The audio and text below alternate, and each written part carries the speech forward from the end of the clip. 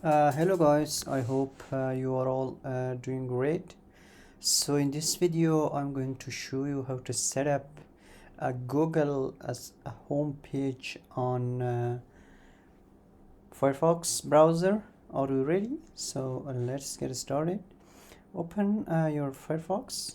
Okay, as you can see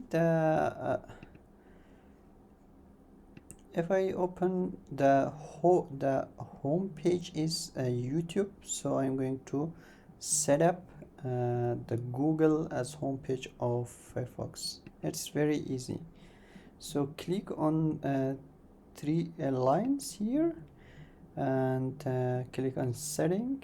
Okay, and here as you can see home, click on home. Here as you can see the home page is new Windows is YouTube, so you can change it into google.com and use current page, or no, just type google.com and go down.